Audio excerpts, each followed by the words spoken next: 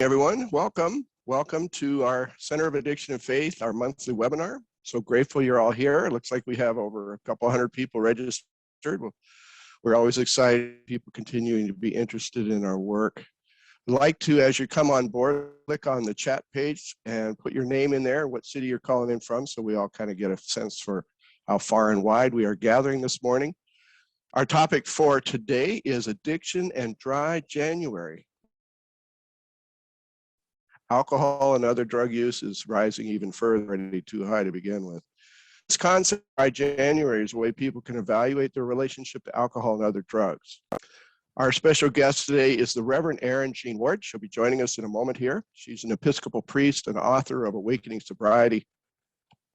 in Sobriety. She will help us explore what this dry January is all about, along with our moderator, Tim King.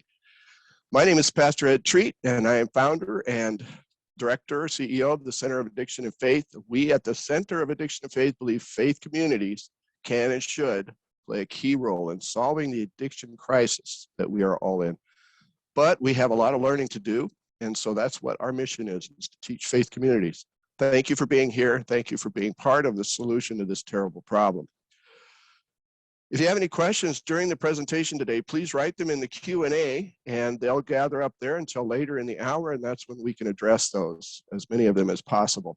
And then following this 1-hour webinar at noon Central Time, 1 o'clock Eastern, and well, I won't do all the time zones, but following this 1-hour webinar, there'll be a 30-minute discussion on the topic with our presenter and moderator. You're welcome to come there. It's at a separate Zoom meeting. We can't turn a webinar into a Zoom meeting, so you'll leave this meeting and join another Zoom meeting. And I'll put a link in the chat page. You'll need to capture that link because once this webinar is over, you won't have it.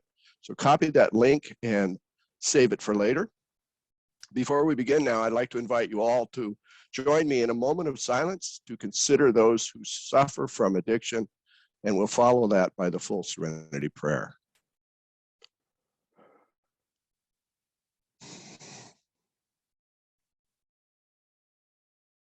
God, grant me the serenity to accept the things I cannot change, the courage to change the things I can, and the wisdom to know the difference. Living one day at a time, enjoying one moment at a time, accepting hardship as the pathway to peace, taking as you do this sinful world as it is, not as I would have it, trusting that you will make all things right if I surrender to your will, that I might be reasonably happy in this life and supremely happy with you forever in the next. Amen.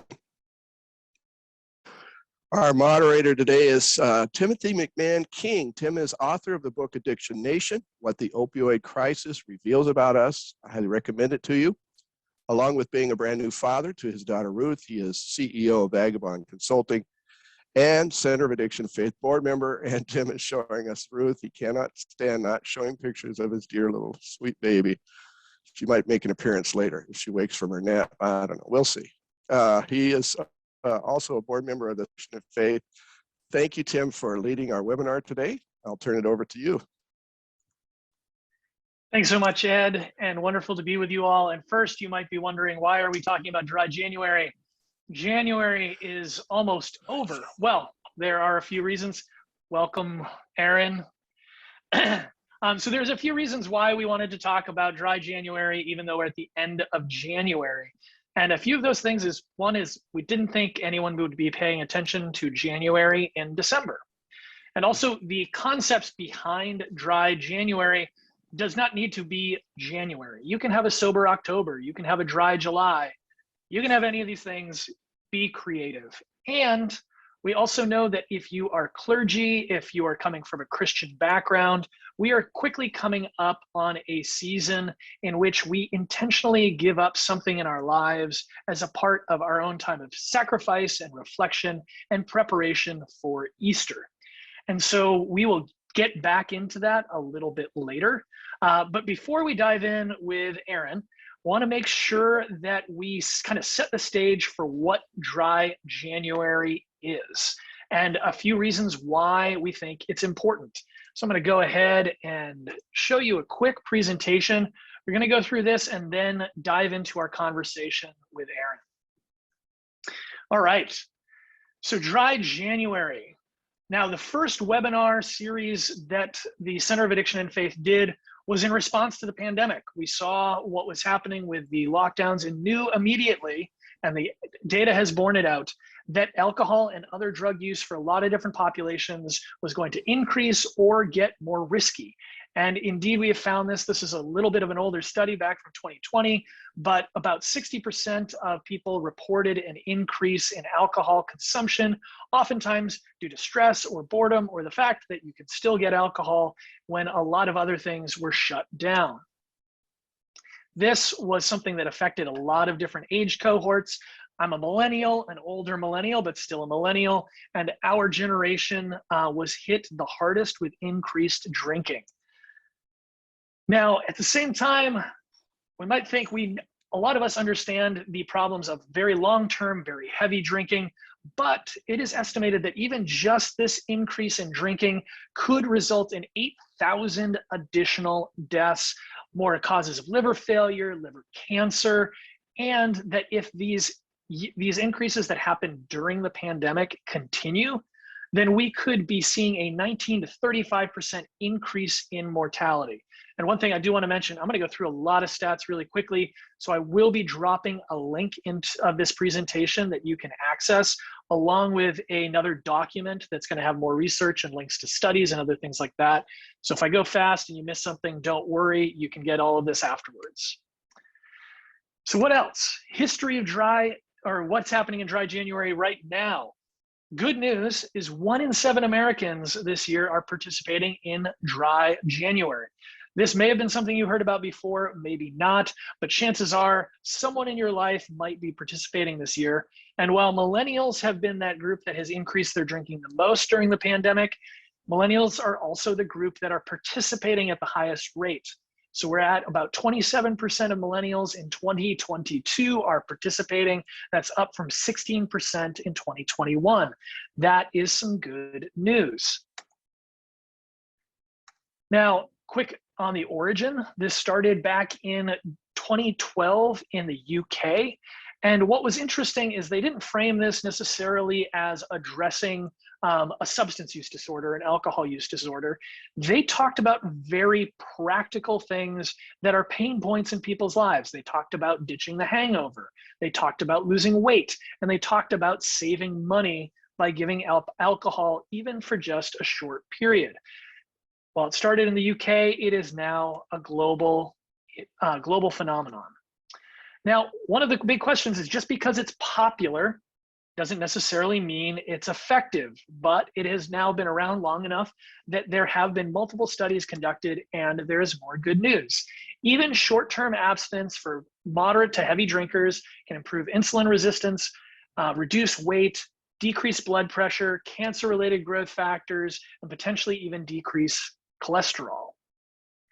Now, about 2/3 of people who participate also report kind of a general increase in their overall well-being. That includes sleep quality, energy levels, concentration, and enhanced feelings of control over drinking and subsequent reductions in alcohol intake. Depends on the study, but up to 60% of people who abstain for 1 month, that actually becomes a better lifelong pattern. They are reducing their alcohol for months and years, alcohol consumption for months and years to come. One other piece is we do see other long-term changes, and one is a big change in just a view of how people view drinking and alcohol use. And then there is greater DRSE. This is a fancy term, drink refusal self-efficacy. So this is someone feeling more empowered if they are in a situation where alcohol is being served or someone offers them a drink. They feel a stronger sense of their own agency to say, no, thank you, I'll pass. And one thing is, very few people have actually gone on after 1 month of abstinence and increased their drinking. But do want to highlight a few areas of potential concern. One is safe detox for heavy drinkers, especially for folks who are a little bit older, have been drinking longer, and have been drinking fairly heavily. Going to complete abstinence all at once without medical supervision can be dangerous for your health. And if you think someone is in that position, be sure to flag that and so that people can get the direct medical help they need. If someone is a very heavy drinker, this might not be for them. And that's also where they think that there are some people who do have a rebound effect. It's about 10%. So this is the phenomenon of folks who can abstain for a little while, but then it's almost as if that temporary period of abstinence creates a permission structure for heavier drinking later on. And this can end up with a binge to binge, kind of heavy drinking, temporary periods of abstinence, back to heavy drinking. So one thing we want to note with dry January as well is it can be easy to fall into an understanding that's very binary of either someone is an alcoholic and they need to give up alcohol forever and practice complete abstinence, or someone doesn't have a problem drinking and they can drink however much they want whenever they want. The reality is a lot of folks are somewhere on a spectrum. They might move along that spectrum depending on what's going on in their life. Right now, there could have been a lot of light or moderate drinkers who might be moving to heavy drinking during a pandemic because they're no longer going into the office. Their daily schedules have been disrupted. They're lonely. A wide variety of reasons can move someone from moderate to heavy drinking to chaotic use, to something that would be then classified as an alcohol use disorder. And so really dry January is best understood in part of that early intervention phase, right? These are folks who might not be seeing severe consequences from their alcohol consumption right now, but should still take a look at the health effects, the long-term risks that come with even potentially moderate drinking. And so this is where a lot of the times kind of the stories that get the most attention are the ones that are the dramatic turnarounds, right? Someone who drank themselves to a place where they lost family or loved ones, or had a DUI, or lost their housing, or lost a job, and then had a turnaround. So if you're familiar with Bill Wilson, this was a Bill Wilson kind of story. But there's a lot of other stories out there that are more about gentle nods of the soul. People who hit a point where they realize they want to change their relationship with alcohol and have either decreased their drinking or found a more complete abstinence and sobriety altogether. And that's where I'm excited to have the Reverend Erin Jean Warde with us today to share some of her story. Because this is going to be a different kind of narrative than we are often hearing. And I think that's helpful, especially as we want to reach out to others in earlier stages before alcohol use becomes particularly problematic. So Erin, I want to open it up to you. Thank you so much for being with us today. Thank you so much for having me. I really appreciate being here. And just to start off, would love to hear a little bit of your story. You're an Episcopal priest. We're both millennials. Digital technology is a little bit more native for us. Can you tell us more about how you ended up both writing with your book project that's forthcoming, but also the work that you do helping others reevaluate their relationship to alcohol and other drugs? Yeah, I'd love to. It's interesting because you'll not be surprised to find out that it's all related to the church. I actually started getting really curious about my relationship with alcohol during when I was actively drinking. I think it's really important to acknowledge that I had months of my life when I think on the exterior, nothing had changed. But on the interior, I was, as I like to say, like reading the big book with a box of Chardonnay. Like I was trying to get into it and trying to learn more about what is it about my relationship with alcohol that I don't like? Because I knew I didn't like it, but I also didn't know how to move forward. And so spent a lot of time very secretly and very quietly working on that. I really appreciate your language of gentle nod of the soul, because that really resonates with me and what my journey was like. And inside those months of just sort of, I guess, holding the question, sometimes I like to think about how Mary like pondered things in her heart. And I feel like that's also language that I would use to describe how I sat with that. And what actually ended up happening is I decided to, well, I'll back up. I had done things like Whole30, which similar to Dry January is a really great way to sort of say, oh, I'm just doing this thing, while simultaneously knowing maybe internally that you're actually looking into your relationship with alcohol. So I had done Whole30, but my real first attempt at sobriety was Lent. As a priest, it felt helpful to be able to be like, oh, I'm giving up alcohol for Lent. That's all that's going on here, right? You know, this is all I'm doing is this penitential thing that priests do and that other people of faith do.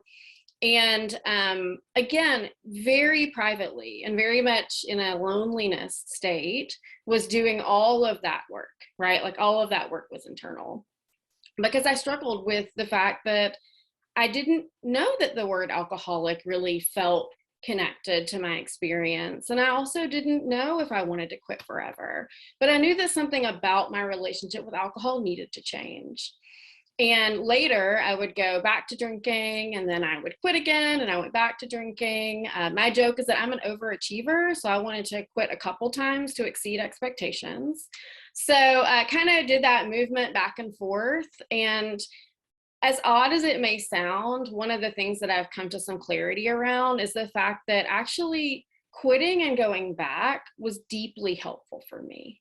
I was able in that movement back into drinking to see the harsh juxtaposition of my life without alcohol and my life with alcohol, the effect of my body, the clarity of my mind, the fact that literally when I didn't drink, I felt like the Holy Spirit was more present to me, right? So mind, body, and soul, I was able to see that. But going back to drinking is what created that harsh juxtaposition, because I had been sober for about 2 months when I decided to go back to drinking. So in the vein of what we're talking about, I think there is a real power in being able to meet people, first of all, in that gentle mystery place, right? That place where they're like, I don't know that this is what's going on. I don't know if I want to quit forever. I just know that something about this needs to change.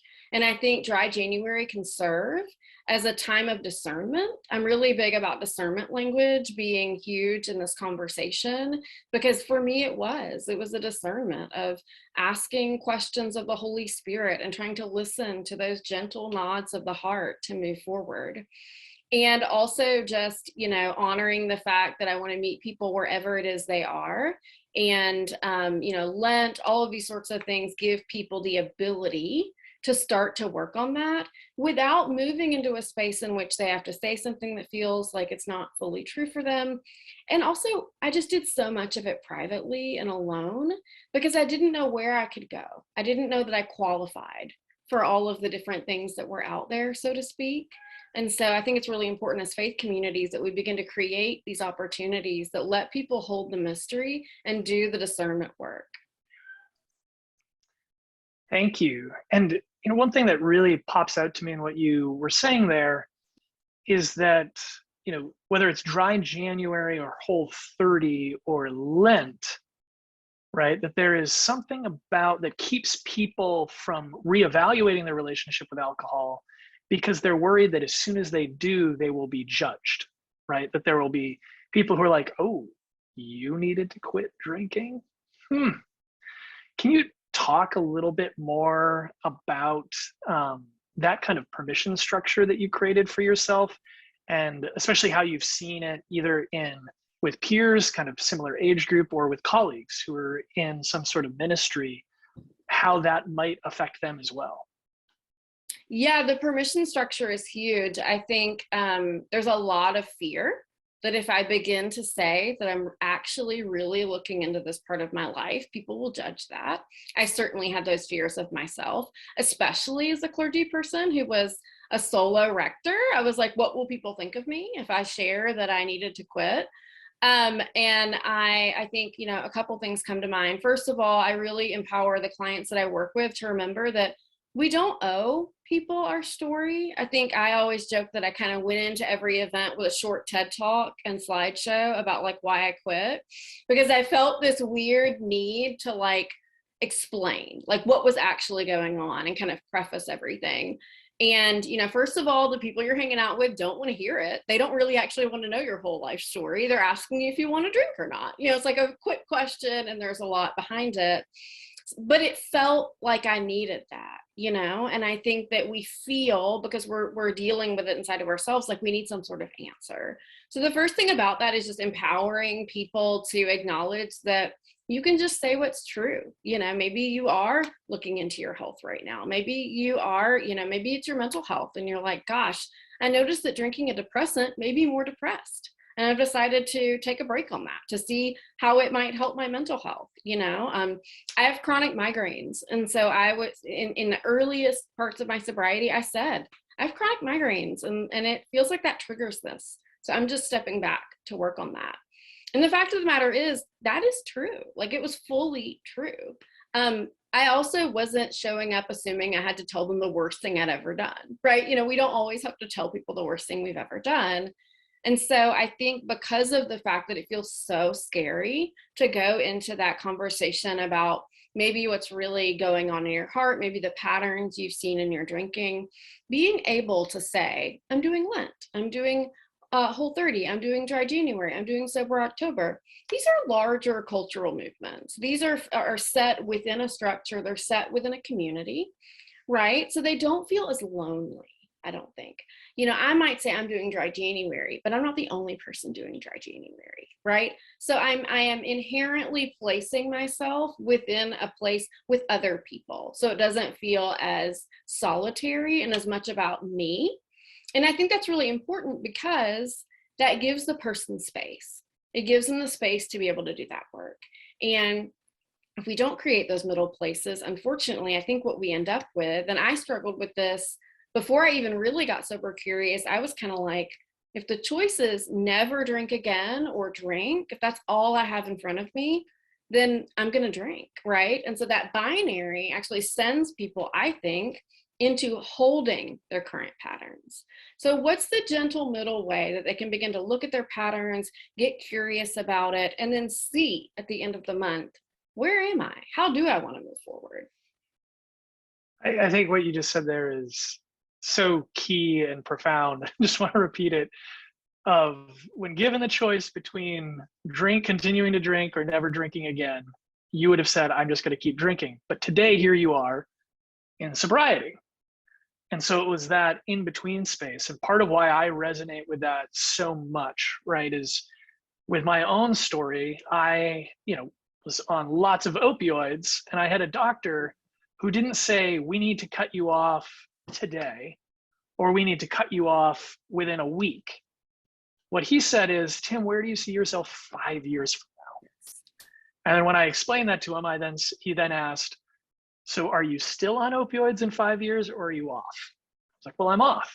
And it was a little bit further down the road in a way that I could imagine myself being there, in a way that I was too afraid of not being of not having that pain relief to think about it happening right away.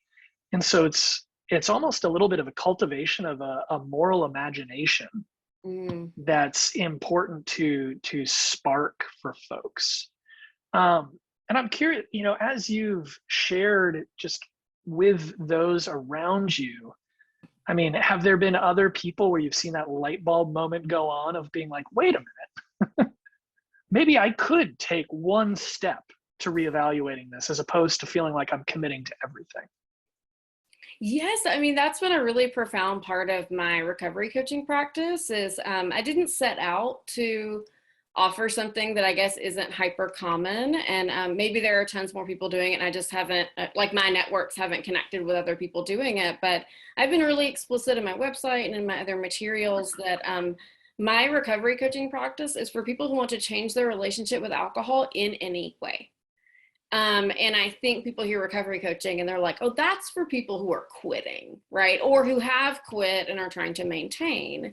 And, you know, Tim, I know you from Twitter. That's where we kind of started our friendship. And so, you know, I can say that I didn't realize that when I really shared publicly about my sobriety, how many just DMs I would get from people who were just like, hey, you know, I'm here, I'm struggling, and I also feel like there's this middle way, but I don't know what to do about it. And so I've really kind of built a coaching practice on working with people who maybe at the beginning of the 4 weeks that we work together are sort of like, I just don't know what I want. But to your point, I love the language of moral imagination, because that's a lot of what we do in the coaching practice is we just say, well, what is it you want from your life? And then let's figure out how alcohol exists or does not exist in your life in a way that helps you move towards that.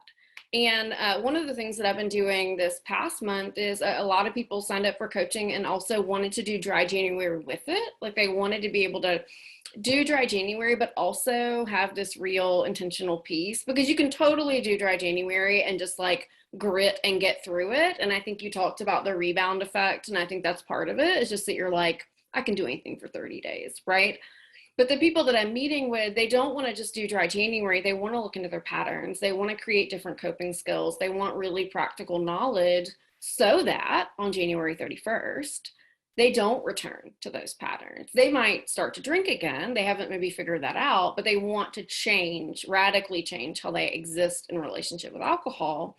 And I actually, you know, this week, we're kind of getting to the end of the month, and I've had a couple of people just say, they haven't used the language of it, but like, I want to make sure I don't have the rebound effect. Like, what can I do to begin making this not a month-long decision, but a longer decision? Or people come to the end of 4 weeks and say, gosh, I started and I didn't really know what I wanted, but I think I want to quit. Like, I felt really good this month. Or you talked a little bit about just sort of the patterns and statistics, but sometimes people start and then they just, we taper. That's what we do through the whole process, is just, you know, first week goal is to just cut back a little bit, and then we talk it out.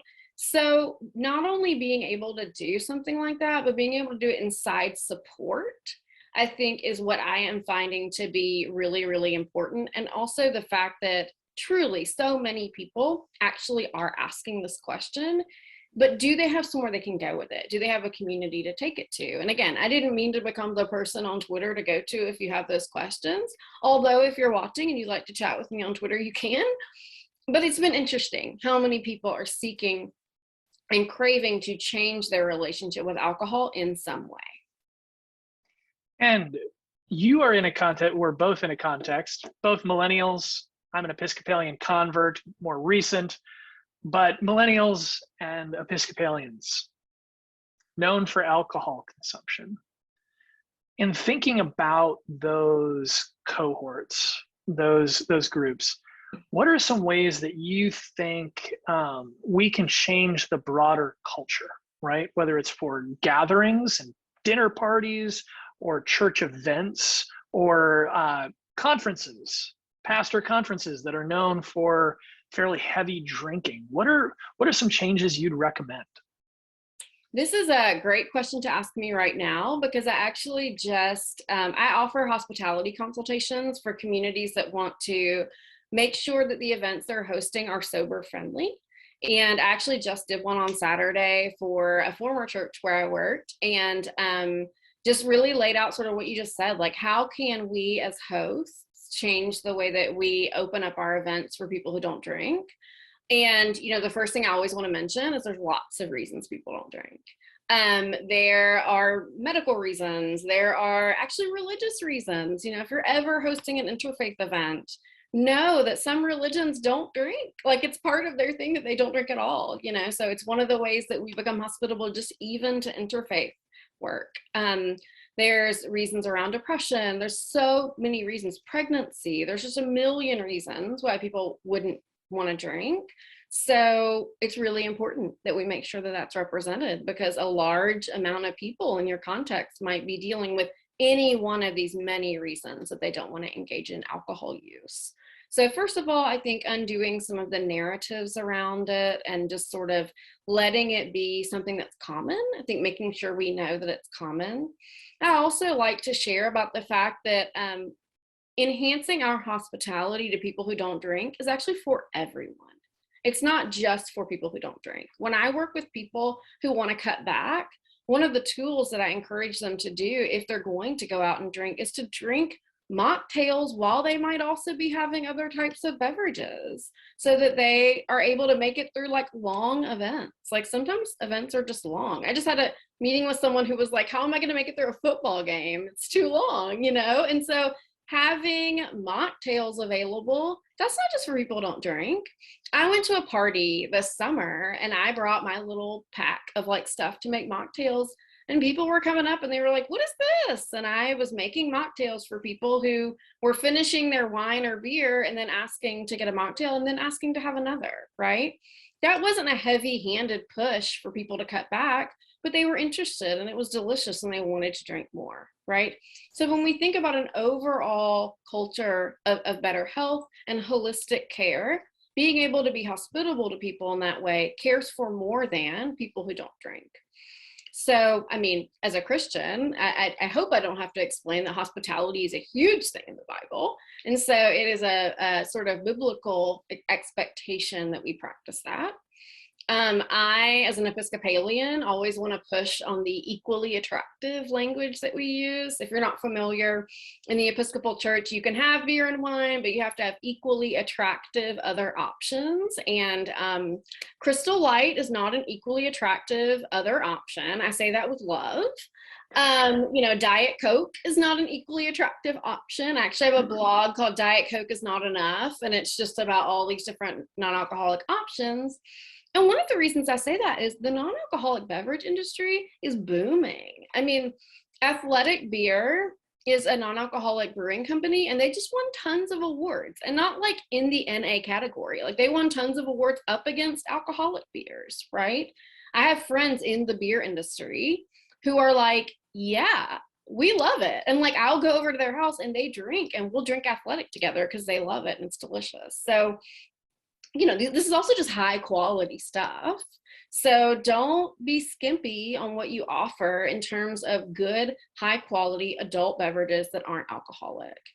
And the other thing that I really like to encourage people to do is do self-serve stations. You know, let people just go get whatever beverage they want. I think the more and more I dig into recovery, I learn about the impact it has on just neuroscience and the fact that like changing how you drink is a practice of neuroplasticity. You're literally changing how your brain functions. And so any way that we can remove cognitive participation in that, as much as we can cut down on a person having to decline alcohol, the better. Don't make them do that work.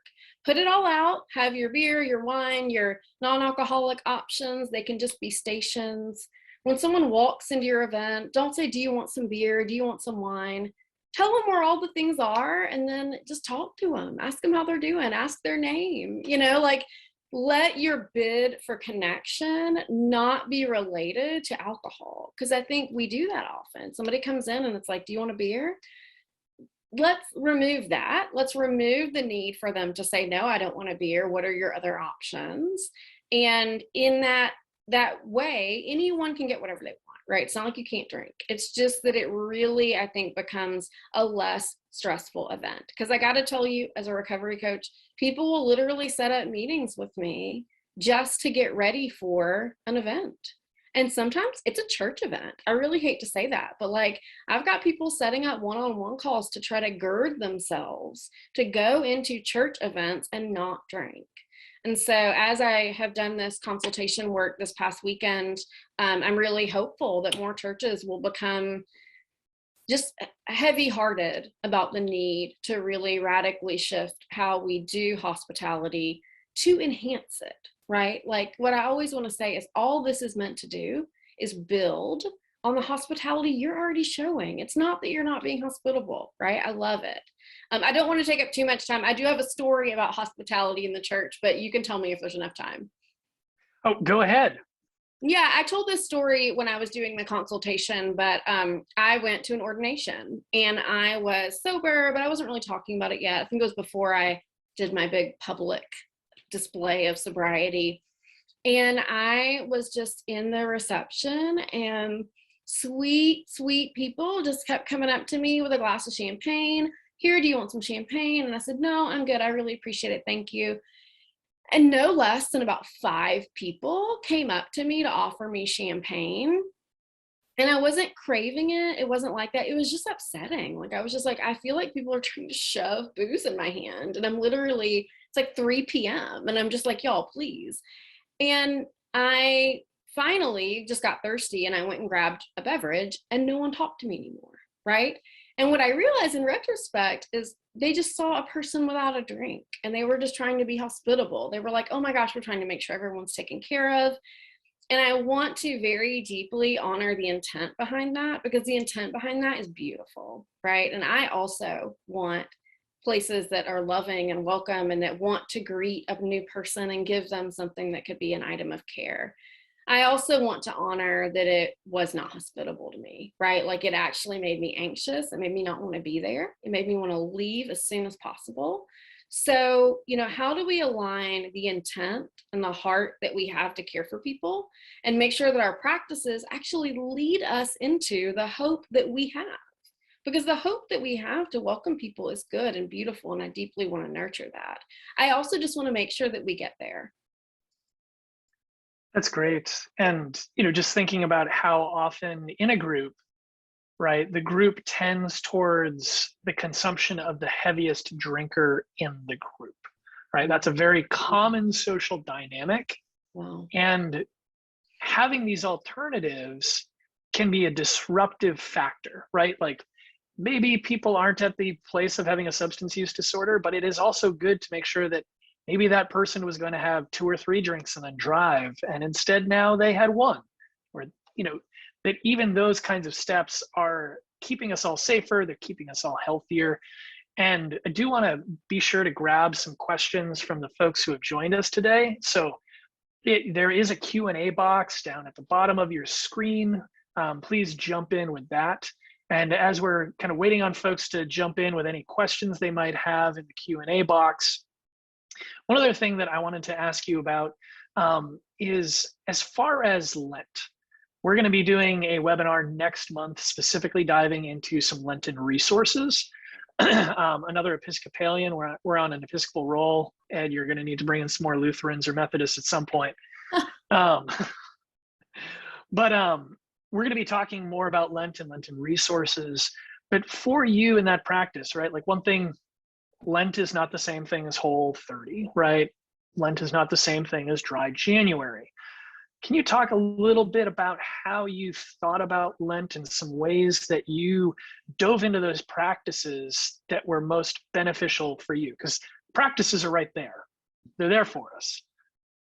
Yeah, I think it's really interesting that you asked this question, because I knew that this would be a part of the conversation, and I was reflecting on it a little bit. And, I actually signed up for a secular email a day thing that was 40 days long. It just happened to be 40 days long. And it just strikes me now how powerful it could have been if that was actually connected to my faith, if that had been something that was actually about Lent, right? And so I even have it in my head that I might want to do that. Like, I might want to create a 40-day email thing that has devotions, because I was doing it super privately. I will also tell you that I thought it was a foolproof way. And I still had people encouraging me to remember that Sundays are feast days and we can drink on Sundays. So even inside of me trying to have a safe way to try sobriety for 40 days, religious people were encouraging me to drink, which is really sad when I think about it. And I think, what I grieve is that I didn't have tools. I didn't really have practices, and I kind of was just doing it white knuckle. I didn't have support. I didn't have practices.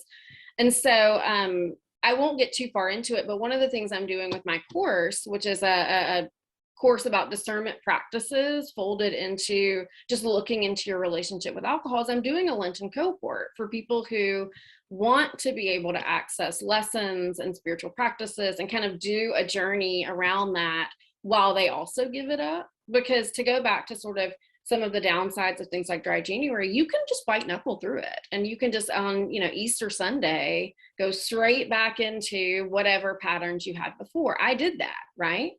But there's also the opportunity to turn that practice into what I think is actually most closely aligned with what we believe Lent is.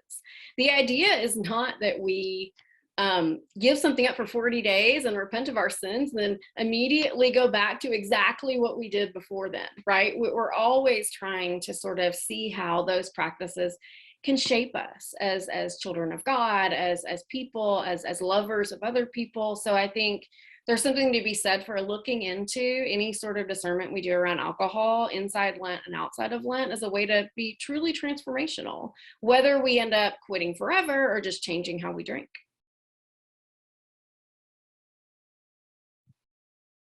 Oh, you're muted. There we go. We do have a few questions that have come in. First from Dawn, asked, do you ever suggest control drinking for 90 days for someone who wants to know if they've lost control of the use of alcohol? So this sounds like a question about setting limits, moderation. What does that look like? And how do you have, just to add on to that, how do you have that conversation with someone if they're like, if maybe this is a step for them to avoid some bigger changes that they might need to make? If this person is someone who maybe a moderation role or temporary abstinence isn't working for. Incredible question. I do work with people who are in that state. One of the things that I preface my practice with is we're going to try some things, and we're going to see what works, and we're also going to see what doesn't, right? So we're going to set a goal, and then next week we're just going to ask, how did that goal go? And we're not going to consider any response to that failure. We're going to consider it wisdom, right? So I'll have people who show up and they say, I don't really know if I want to quit forever, but I know I want to change it. And so, I'll sort of figure out how many drinks are you drinking per night, right? One thing I do want to stress is that I do achievable goals with people. It's incredibly demotivational to set a goal that you'll never meet because you start from a place of feeling like this is impossible. So if someone shows up to me and they are a daily drinker and they're like every day drinking 4 drinks, I'm not going to suggest that their first goal be that they never drink again, because I think that that's going to send them down into a demotivational state. And I'm always trying to figure out what is demotivational for this person and what is motivational for this person, because I think that's really integral to a coaching support system. And so we'll say, okay, so you're drinking 4 drinks a night. Let's try 2 this week. Let's see what 2 feels like. Let's see what 3 feels like. And, they'll come back and they'll either say, A, rocked it, felt really good, or I did it. It was difficult. Here were the difficulties. Okay, great. Let's talk about the difficulties. How did you feel when you finished your second drink and it was 7 p.m. and you felt like, oh gosh, I now have 3 more hours to fill, right? We'll also have people who try the goal of, I want to have 3 sober days this week, right? Like I just want to have 3 days where I don't drink at all, and I want to see how that feels.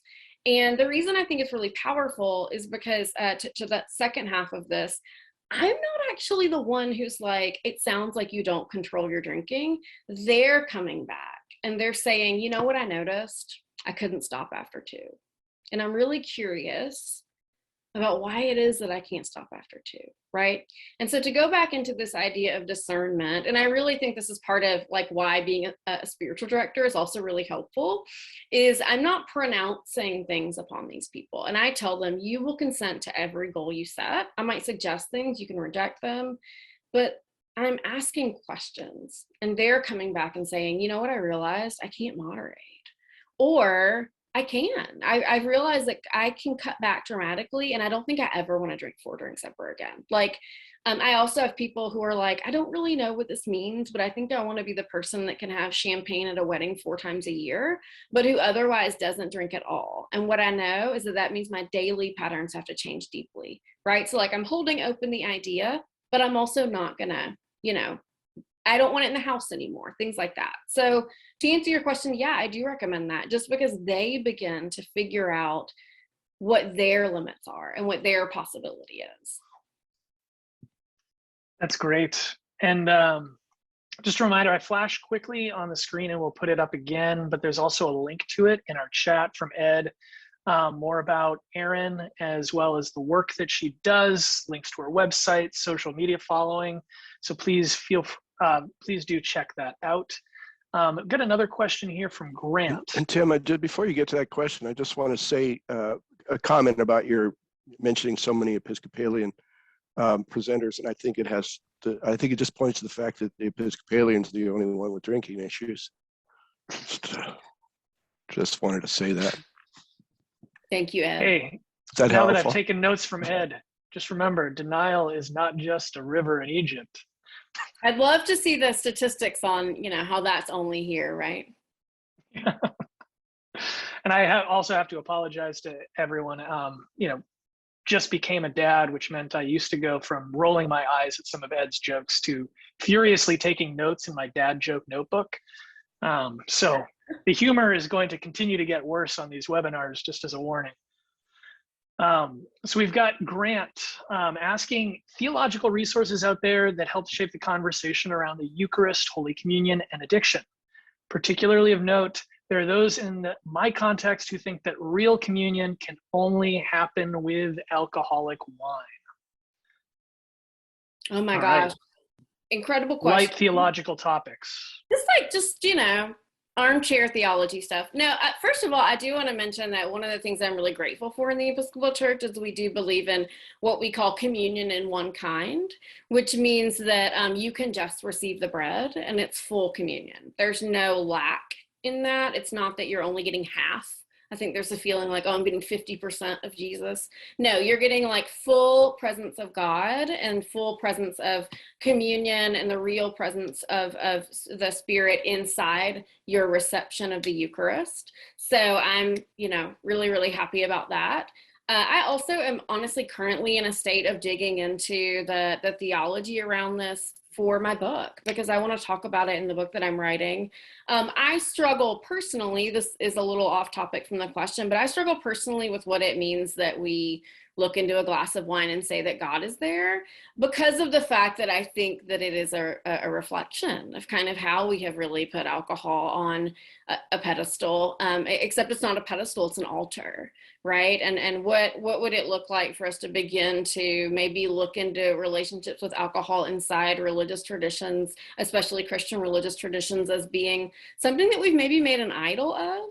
And that may not necessarily mean that we quit doing communion, but that we need to rewrite what our communion theology is so that we can differentiate between practices of honoring and reverencing God and having a drug be an idol inside of our religious institution. Again, just light stuff. And that is, it is something that with familiarity, we forget that, the Corinthians, when Paul was writing to them, one of the things he had to address was that people were getting together for the early forms of, the agape meal, the love feast, the early, Eucharist. People were getting really drunk. And it says that some of them were, falling asleep. Some interesting language there that there's some debate around exactly what that means, but that, yeah, even in the early church, there was issues of people gathering and consuming in a way to like significant intoxication. And so that is, we have a religion that has at its core this kind of drug use. And that's weird language, but historically accurate and something that I'm glad you are diving into more. And with that too, I just dropped into the chat to everyone the registration for our next webinar. So that's just one thing to keep in mind as we go to our next question. And also there's some folks who had dropped in there that there are other traditions that have similar views as to what you described. So if anyone else out there who's minister, theologian, has some resources for other faith traditions or Christian traditions, please do keep dropping those in the chat because that's helpful for everyone.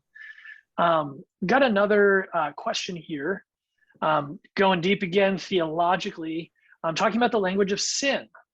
And Ethan says, we don't suggest giving up a sin just temporarily. Lenten abstention is typically giving up something I don't need and to abstain from for moral reasons. Is the language of sin helpful in discussing changing one's relationship to alcohol? So we go all the way back to Augustine with the nature of sin and evil, but take it away, Erin. Yeah, and I think earlier I used language of sin, and I was thinking more of the repentant nature of Lent. I wasn't actually necessarily connecting a sin language to this for me, because I do think that no matter what we think about sin, it is has been used in a lot of ways that have been really hurtful and unhelpful for people. And so there are certainly ways to understand sin that are, distance from God. What are the things that distance me from God? And I think, when I look back at my own relationship with alcohol certainly distanced me from God. So I have comfort in some of that. I also think the idea of confession can actually be really powerful. And I'm actually writing about this right now, that one of the things that I'm really passionate about with people is like, you're not necessarily going to go back to day one if you have a rough patch in the midst of your work and your sobriety work, and your recovery work. And one of my images for that is just the idea that in the Episcopal Church, at least, we don't rebaptize. So, if you have a challenge and something comes up, we don't think you have to start all the way over at being made a new creation, but we do have processes of confession and absolution, and so what would it mean to, look into slips and things like that and say, we're not going to go all the way back to the top. We're going to just say, name what's going on, ask to receive a reminder of the grace that's already present, because I personally believe that the grace of God precedes and follows us. And acts of confession are essentially for us. It's so that we know what's already true, which is that God is already actively loving us and forgiving us. And so, for me, I think it's also really important to acknowledge how biology is a part of this. One of the things that was really helpful for me is acknowledging that the way that we drink is not necessarily related to moral failure. A lot of this is just what happens to the human body when you put these chemicals in it. It creates the desire for the next thing. We participate in those patterns, so I don't ever want to remove us entirely from that conversation, but just want to be really conscious of shame reduction. I have a certification in Brene Brown, and I know that a lot of what happens is when people get stuck in a shame loop, that shame exacerbates drinking. It doesn't help us quit, right? If I'm in a shame cycle, I want to end that feeling. And so I'm quickly going to move back into alcohol, even if I woke up that morning and didn't want to drink, right? And so how can we remove shamefulness from it so that people are really able to move into spaces in which they get out of the shame loop and begin to heal? That's great. And Ed, I want to be conscious of time, so let me know if we're coming up on anything, but do have a question here that I think will be helpful for a lot of folks to hear. And that's recommendations for couples who both struggle with alcoholism. Only one is looking for sobriety. And I think that could be expanded to, maybe one person really struggles, one person's more able to moderate. How does that look like for couples? Yeah, full disclosure, first of all, I'm single, and so I'm not in one of these situations, and so I'll speak as much as I can out of mostly my coaching experience, right? Because I do hold space and work with a lot of people who are in this space. They're working really hard on themselves and their partner isn't, and what does it mean to be in that relationship? And I wish I had more advice. I don't really have a lot of advice on that because I really encourage people to hold their recovery as very primary in their life. One of the things that I had to do, not in a relationship setting, but in other settings, is acknowledge that, there are people in my life that do not actively support me in this, that are kind of have a hard time with my sobriety. And even if they cannot receive my sobriety as the gift it is, I am still better to them and for them when I don't drink, right? So even if they can't receive it, I have to stay inside this because this is actually what makes me love them better. Whether they can see it or not, this is actually what helps me love them better. I will say the one thing I've thought a lot about, and it isn't to the heart of the question, because the heart of the question is real and I want to figure it out too, because I don't know how to fix that. I really don't, because you can't tell a person necessarily to quit. They have to want it. It is also deeply hard when you're a person who is working on yourself and is trying to change your relationship with alcohol, and the person that you are with and are like one flesh with is not on that path or on that journey. So I do find the most powerful work done with couples that are supportive of each other. I even have couples that coach together with me, and I'm like, y'all are so healthy. Like, I'm just so happy for you that you're both working on this together. One thing that really sticks out to me, though, from hearing people who are struggling with that I will offer to kind of all couples is, one of the big breakdowns is if you in a relationship have centered alcohol, if one of you then quits, it really changes how the person understands the relationship. So if every summer you go to Napa together, if every Friday night you have gin and tonics, like whatever the thing is that you do together, if those things revolve around the need for alcohol, it's really difficult in the people that I've worked with to then feel connected to their partner, because they're like, I don't want to go to Napa. I don't want to go do these things. Like, these aren't things that are meaningful to me anymore. So something that I have kind of encouraged people to do a little bit is just in your relationship right now, start to see where is alcohol being centered in our connection points and how can we decenter it.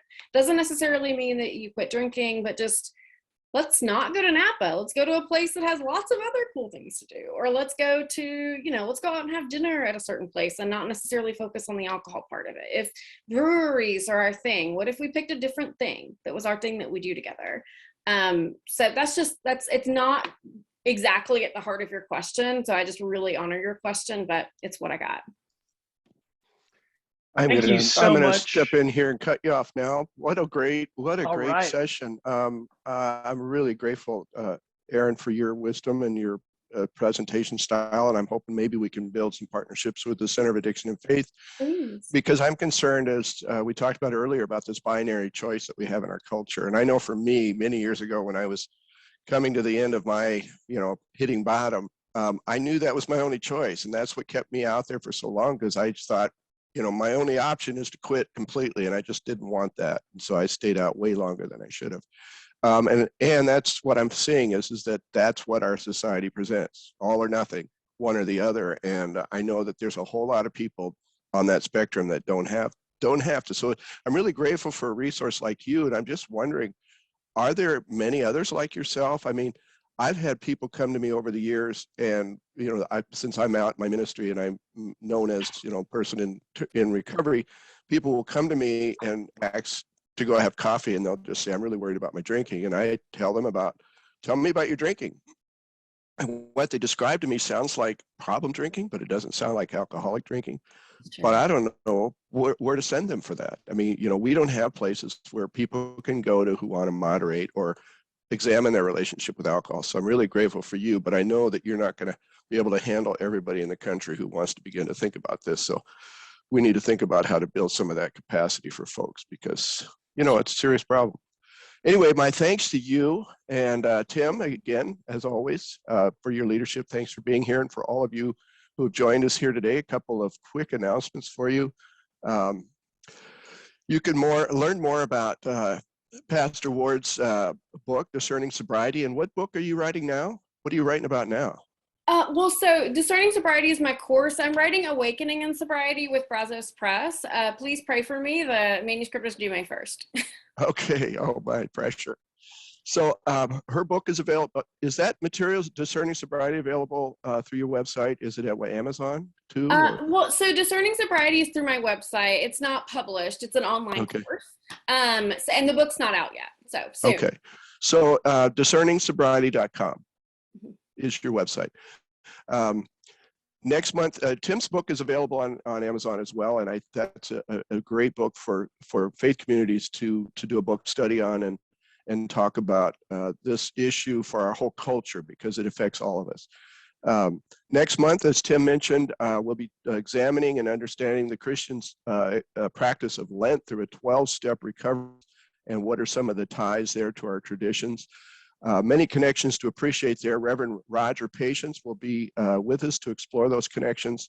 There's a registration link in your chat page if you want to register for that for next month. Please plan to be at our annual conference, October 17th through 19th, 2022 at the Doubletree in Minneapolis. Details will be out soon. And I want to tell you about our smartphone app. It is the best thing we have. It is this resource that's at your fingertips. If you download it, it's free. It's loaded with information, links, tools for addiction ministry. I'm hoping to have Jean's information on that so you can find her or recommend her to someone. But the smartphone app, it's free. Look in your app store under Center of Addiction and Faith. Got some great podcasts, all of our webinars on there. There's a lot more we want to offer as a Center of Addiction and Faith. As we emerge from the COVID pandemic, we're all finding addiction and mental health issues worse than ever, and they're not going away. We have an enormous health crisis calling for our attention as people of faith. There's so much more we could be doing, but it can only happen with support. So to build this ministry, to keep it going, we need your help to grow it and keep it going. If you appreciate the work we're doing, please consider making a generous one-time gift or an ongoing sustaining gift to support us in the effort. The link for that support is also in your chat page, and if not, I'm going to post it there right now. Whoops, bear with me. All right, go in there and put all your money in there, all your worldly possessions. And for those who want to discuss today's topic further, there's still some unanswered questions and a lot more to talk about on this topic. And the post-webinar discussions have been so great. I really encourage you to try them out. If you haven't been to one, the energy, some great smart people showing up and asking great questions. That link is in your chat page. Again, my thanks to Reverend Ward and for Tim McMahon King. I'm so grateful to each of you and for all of you here today. Thanks. I hope to see you at the Zoom meeting following. Go in peace, serve the Lord. Thank you.